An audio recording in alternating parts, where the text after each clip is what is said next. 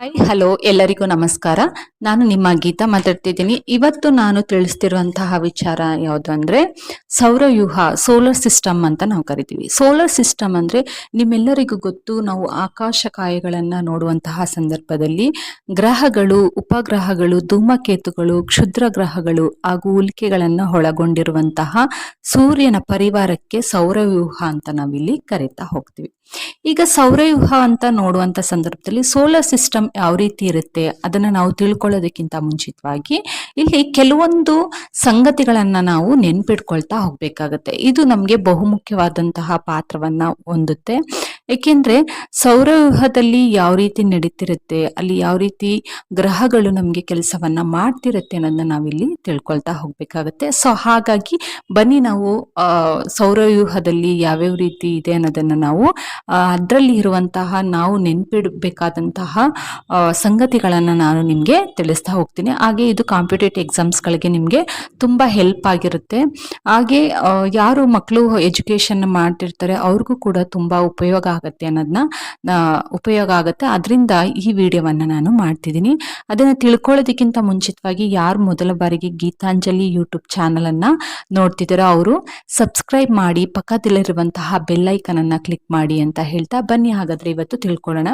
ಇಲ್ಲಿ ನಿಮ್ಗೆ ಸೌರವ್ಯೂಹದಲ್ಲಿ ಯಾವ್ಯಾವ ರೀತಿ ಗ್ರಹಗಳು ಯಾವ ರೀತಿ ಕಾರ್ಯವನ್ನು ನಿರ್ವಹಿಸುತ್ತೆ ಅನ್ನೋದನ್ನ ನಾನು ಸಿಂಪಲ್ ಆಗಿ ನಾನು ತಿಳಿಸ್ತಾ ಹೋಗ್ತೀನಿ. ಮೊದಲು ಅತ್ಯಂತ ಚಿಕ್ಕ ಗ್ರಹ ಅಂತ ನಾವು ಯಾವ್ದನ್ನ ಕರಿತೀವಿ ಅಂದ್ರೆ ಬುಧ ಗ್ರಹವನ್ನ ಅತ್ಯಂತ ಚಿಕ್ಕ ಗ್ರಹ ಅಂತ ನಾವಿಲ್ಲಿ ಕರಿತೀವಿ. ಹಾಗೆ ಅತ್ಯಂತ ದೊಡ್ಡ ಗ್ರಹ ಅಂತ ಅಂದ್ರೆ ಯಾವುದು ಗುರು ಗ್ರಹ. ಅಂದ್ರೆ ನಮ್ಮ ಏನು ಸೌರವ್ಯೂಹದಲ್ಲಿರುವಂತಹ ಗ್ರಹಗಳಲ್ಲಿ ಅತ್ಯಂತ ದೊಡ್ಡ ಗ್ರಹ ಯಾವುದು ಅಂದ್ರೆ ಗುರು ಗ್ರಹ ಅಂತ ನಾವು ಕರಿತೀವಿ. ಹಾಗೆ ಸೂರ್ಯನಿಗೆ ಸಮೀಪದ ಗ್ರಹ ಯಾವುದು ಅಂದ್ರೆ ಬುಧ ಗ್ರಹ. ಸೂರ್ಯನಿಗೆ ಸಮೀಪದಲ್ಲಿರುವಂತಹ ಗ್ರಹ ಯಾವುದು ಬುಧ ಗ್ರಹ. ಹಾಗೆ ಸೂರ್ಯನಿಗೆ ಸಮೀಪದ ಗ್ರಹ ನಾವು ಬುಧ ಗ್ರಹ ಅಂತ ಹೇಳಿದ್ವಿ. ಹಾಗೆ ಸೂರ್ಯನಿಗೆ ಅತಿ ದೂರದ ಗ್ರಹಗಳು ಅಂದ್ರೆ ಸೂರ್ಯನಿಗೆ ತುಂಬಾ ದೂರವಾಗಿರುವಂತಹ ಗ್ರಹ ಯಾವುದು ಅಂದ್ರೆ ನೆಪ್ಚೂನ್ ಮತ್ತು ಪ್ಲೂಟೋ ಗ್ರಹಗಳನ್ನ ನಾವು ಸೂರ್ಯನಿಗೆ ಅತಿ ದೂರದ ಗ್ರಹಗಳಂತ ನಾವಿಲ್ಲಿ ಕರಿತೀವಿ. ಹಾಗೆ ಅತಿ ಹೆಚ್ಚು ಸಾಂದ್ರತೆ ಹೊಂದಿದ ಗ್ರಹ ಯಾವುದು ಅಂದ್ರೆ ಭೂಮಿ ಅಂತ ನಾವು ಕರಿಬಹುದು. ಹಾಗೆ ಅತಿ ಕಡಿಮೆ ಸಾಂದ್ರತೆ ಹೊಂದಿದಂತಹ ಗ್ರಹ, ಮೊದಲು ನಾವು ಅತಿ ಹೆಚ್ಚು ಸಾಂದ್ರತೆಯನ್ನ ಹೊಂದಿದಂತಹ ಗ್ರಹ ಯಾವುದು ಅಂದ್ರೆ ಭೂಮಿ ಆಗುತ್ತೆ. ಹಾಗೆ ಅತಿ ಕಡಿಮೆ ಸಾಂದ್ರತೆ ಹೊಂದಿದ ಗ್ರಹ ಯಾವುದು ಅಂದ್ರೆ ಶನಿ ಗ್ರಹವನ್ನ ನಾವು ನೋಡ್ಬೋದು. ಹಾಗೆ ಅತಿ ಹೆಚ್ಚು ಪ್ರಕಾಶಮಾನ ಅಂದ್ರೆ ಪ್ರಜ್ವಲವಾಗಿ ಕಾಣಿಸುವಂತಹ ಗ್ರಹ ಯಾವುದು ಅಂದ್ರೆ ಶುಕ್ರ ಗ್ರಹ ಅಂತ ನಾವು ಕರಿತೀವಿ.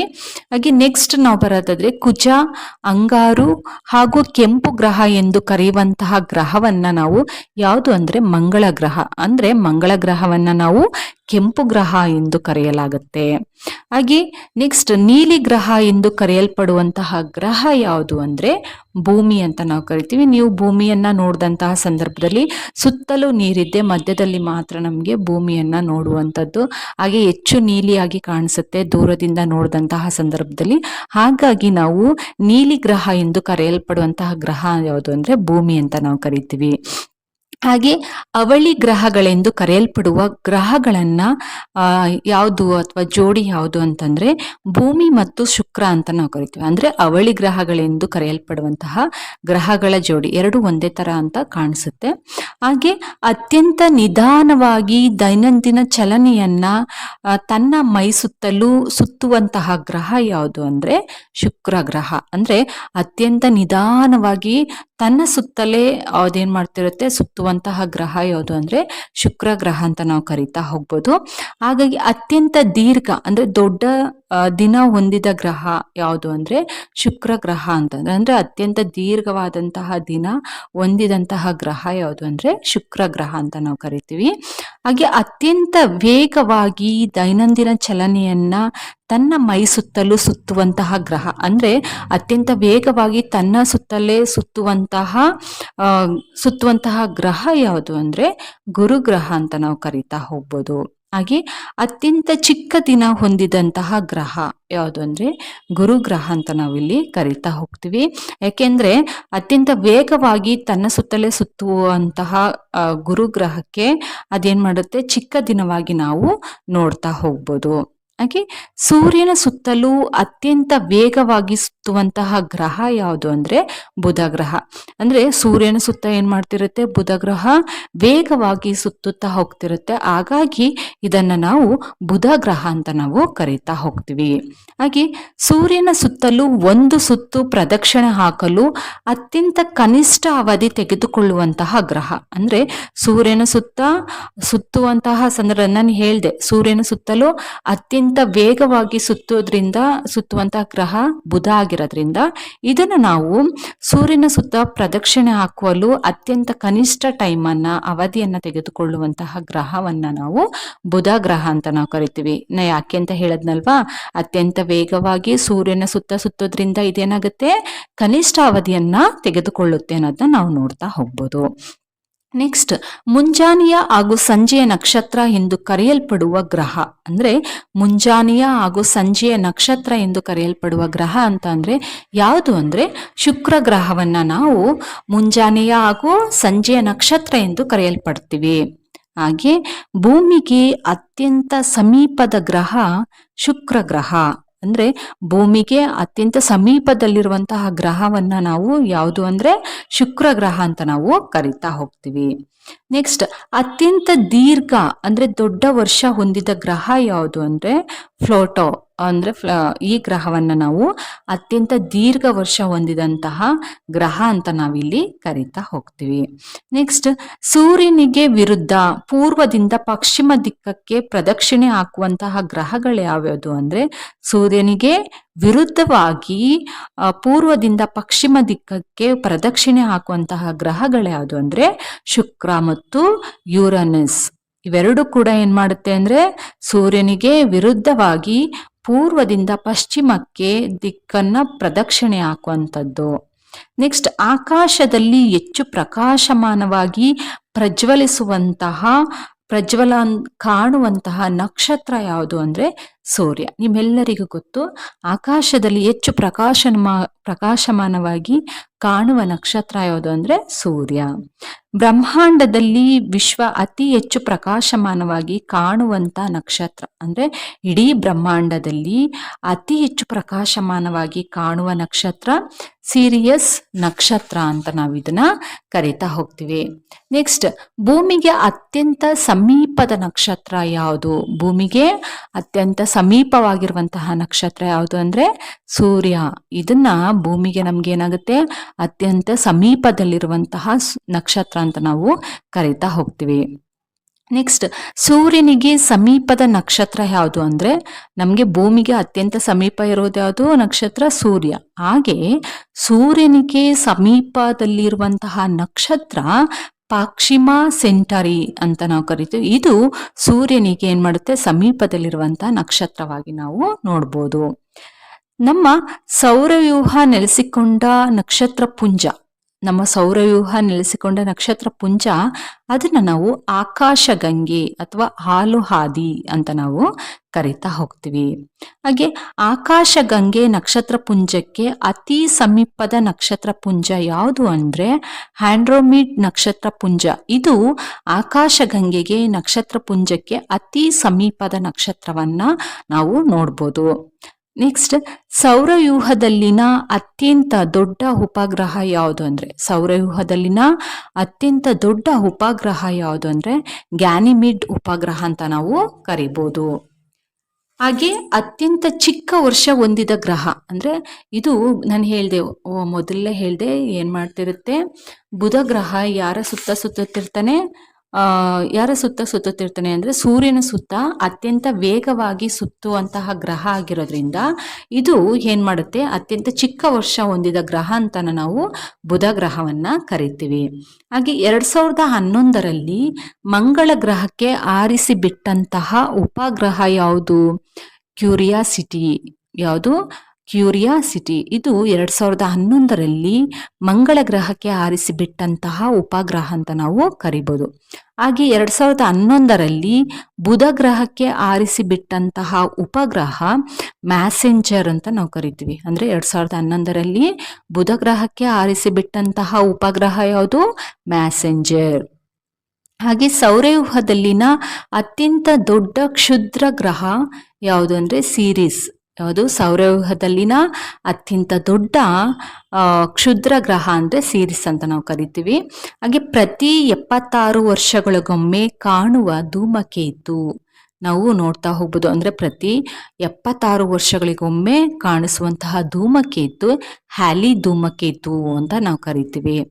ಹಾಗೆ 2011ರಲ್ಲಿ ಕಾಣಿಸಿಕೊಂಡಂತಹ ಹೊಸ ಧೂಮಕೇತು ಯಾವುದು ಅಂದ್ರೆ ಲೌಜಾಯ್ ಧೂಮಕೇತು. ಅಂದ್ರೆ ಕೆಲವೊಂದು ಸೌರವ್ಯೂಹಗಳಲ್ಲಿ ನಾವು ಏನ್ ಮಾಡ್ತೀವಿ, ಬ್ರಹ್ಮಾಂಡಗಳಲ್ಲಿ ಕೆಲವೊಂದು ನಕ್ಷತ್ರಗಳು ಅಥವಾ ಧೂಮಕೇತುಗಳು ನಮಗೆ ಪರಿಚಯವನ್ನ ಮಾಡ್ಕೊಳ್ತಾ ಹೋಗ್ತಿರುತ್ತೆ ಸಂಶೋಧನೆಯನ್ನ ಮಾಡ್ತಾ ಹೋದಂತಹ ಸಂದರ್ಭದಲ್ಲಿ. ಹಾಗಾಗಿ 2011ರಲ್ಲಿ ಕಾಣಿಸಿಕೊಂಡಂತಹ ಹೊಸ ಧೂಮಕೇತು ಯಾವುದು ಅಂದ್ರೆ ಲೌಜಾಯ್ ಧೂಮಕೇತು ಅಂತ ನಾವು ಕರಿತೀವಿ. ನೆಕ್ಸ್ಟ್, ನಕ್ಷತ್ರಗಳ ನಡುವಿನ ದೂರವನ್ನ ಅಳೆಯಲು ಉಪಯೋಗಿಸುವಂತಹ ಮಾನಗಳು. ಅಂದ್ರೆ ನಕ್ಷತ್ರಗಳೀಗ ನಾವು ಮಳೆ ಎಷ್ಟು ಪ್ರಮಾಣದಲ್ಲಾಯಿತು ಮತ್ತೆ ಉಷ್ಣಾಂಶ ಎಷ್ಟು ಪ್ರಮಾಣದಲ್ಲಿದೆ ಅಂತ ನಾವು ಯಾವ ರೀತಿ ಅಳೆಯೋದಿಕ್ಕೆ ಮಾಪನಗಳನ್ನ ಯೂಸ್ ಮಾಡ್ತೀವೋ, ಹಾಗೆ ನಕ್ಷತ್ರಗಳ ನಡುವಿನ ದೂರವನ್ನ ಅಳೆಯಲು ಉಪಯೋಗಿಸುವಂತಹ ಮಾನಗಳು ಜ್ಯೋತಿರ್ವಶ ಮತ್ತು ಪಾರ್ಸೆಕ್ ಸ್ಕೇಲ್ ಅನ್ನೋದನ್ನ ನಾವು ಮಾನವಾಗಿ ಯೂಸ್ ಮಾಡ್ತೀವಿ. ಹಾಗೆ ನೆಕ್ಸ್ಟ್, ಸೌರವ್ಯೂಹದಲ್ಲಿನ ಅಂತರಗ್ರಹಗಳು ಯಾವ್ಯಾವು ಅಂದ್ರೆ ಬುಧ, ಶುಕ್ರ, ಭೂಮಿ, ಮಂಗಳ ಗ್ರಹಗಳು. ಇವಿಷ್ಟನ್ನು ಕೂಡ ಸೌರವ್ಯೂಹದಲ್ಲಿನ ಅಂತರಗ್ರಹಗಳು ಅಂತ ನಾವು ಕರಿತಾ ಹೋಗ್ಬೋದು. ಹಾಗೆ ಅಂತರಗ್ರಹಗಳಲ್ಲಿನ ಅತ್ಯಂತ ದೊಡ್ಡ ಗ್ರಹ ಯಾವುದು ಅಂದ್ರೆ ಭೂಮಿ. ಸೌರವ್ಯೂಹದ ಅಂತರಗ್ರಹ ಅತ್ಯಂತ ದೊಡ್ಡ ಗ್ರಹ ಯಾವುದು ಅಂದ್ರೆ ಭೂಮಿ ಅಂತ ನಾವು ಕರಿತೀವಿ. ಹಾಗೆ ಸೌರವ್ಯೂಹದಲ್ಲಿನ ಬಾಹ್ಯ ಗ್ರಹಗಳು ಯಾವ್ಯಾವುದು ಅಂದ್ರೆ ಗುರು, ಶನಿ, ಯುರೇನಸ್, ನೆಪ್ಚೂನ್ ಗ್ರಹಗಳನ್ನ ನಾವು ಸೌರವ್ಯೂಹದಲ್ಲಿನ ಬಾಹ್ಯ ಗ್ರಹಗಳಂತ ನಾವು ಕರಿತೀವಿ. ಹಾಗೆ ಗರಿಷ್ಠ ದೈನಂದಿನ ಉಷ್ಣಾಂಶ ಹೊಂದಿದ ಗ್ರಹ, ಹೆಚ್ಚು ದೈನಂದಿನ ಉಷ್ಣಾಂಶವನ್ನು ಹೊಂದಿದಂತಹ ಗ್ರಹ ಯಾವುದು ಅಂದ್ರೆ ಬುಧ ಗ್ರಹವನ್ನ ನಾವು ಕರಿತೀವಿ. ಹಾಗೆ ಗರಿಷ್ಠ ಗುರುತ್ವಾಕರ್ಷಣೆ ಶಕ್ತಿ ಹೊಂದಿದ ಗ್ರಹ ಅಂದ್ರೆ ಹೆಚ್ಚು ಗುರುತ್ವಾಕರ್ಷಣೆಯನ್ನ ಹೊಂದಿದಂತಹ ಶಕ್ತಿಯನ್ನ ಹೊಂದಿದಂತಹ ಗ್ರಹ ಯಾವುದು ಅಂದ್ರೆ ಗುರುಗ್ರಹ ಅಂತ ನಾವು ಕರಿತಾ ಹೋಗ್ಬೋದು.